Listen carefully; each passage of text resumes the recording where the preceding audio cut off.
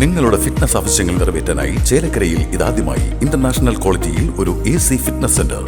Brand box fitness. നിങ്ങളുടെ fitness ഇനി ഞങ്ങളുടെ ഗ്യാരണ്ടി. ചേലക്കര ഗ്രാമപഞ്ചായത്തിലും വിജിലൻസിന്റെ മിന്നൽ പരിശോധന. 14-ാം വാർഡിലെ അംഗൻവാടി നിർമ്മാണം സംബന്ധിച്ച പരാതിയിന്മേലാണ് വിജിലൻസ് സംഘം പരിശോധന നടത്തിയത്. ചേലക്കര ഗ്രാമപഞ്ചായത്തിലെ 14-ാം വാർഡിൽ 64-ാം നമ്പർ അംഗൻവാടി പുനർനിർമ്മാണത്തിനു വേണ്ടി തുക അനുവദിച്ചതിൽ വലിയ അഴിമതിയുണ്ടെന്ന് കാണിച്ച് ചേലക്കര നാട്ടിഞ്ചിറ സ്വദേശി നൽകിയ പരാതിയിന്മേലാണ് വിജിലൻസ് സംഘം അന്വേഷണത്തിനെത്തിയത്. അംഗൻവാടി സന്ദർശിച്ച വിജിലൻസ് സംഘം തുടർന്ന് ചേലക്കര ഗ്രാമപഞ്ചായത്തിലും പരിശോധന നടത്തി.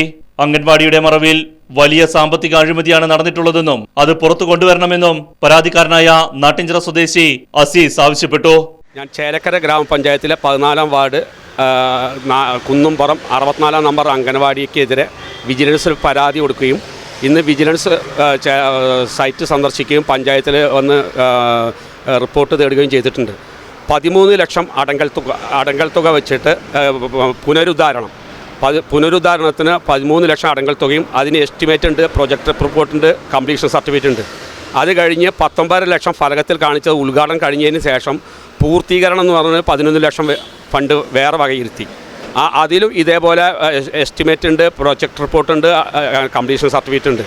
ഇതുകൂടാതെ CFC സെൻട്രൽ ഫൈനാൻസ് കമ്മീഷൻ്റെ ഫണ്ടിൽ നിന്നും 11,22,940 രൂപ ആ CFCന്ന് ഫണ്ട് വകയിരുത്തുകയും ഈ അംഗൻവാടിക്ക് ചെയ്യുന്നുണ്ട്.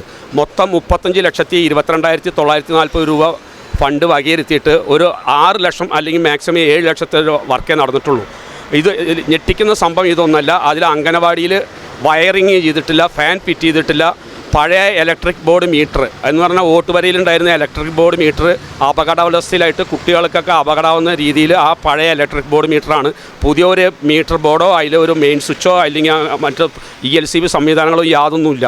ഒരു ഫാൻ, പഴയ ഓട്ടുവരയിലുണ്ടായിരുന്ന ഒരു ഫാൻ മാത്രം ഈ അംഗനവാടിയുടെ ഉള്ളിൽ വർക്ക് ചെയ്യുന്നുണ്ട്. അതിൽ 2 വയറ് ഈ മീറ്റർ ബോർഡിൽ നിന്ന് എടുത്തുകൊണ്ട് എയർ ഹോളിൻ്റെ ഉള്ളിൽ കൂടെ പോയിട്ട് അതിൽ അത് വർക്ക് ചെയ്യുന്നുണ്ട്. 35 ലക്ഷത്തിൻ്റെ മുകളിൽ ഫണ്ട് വകയിരുത്തിയിട്ട്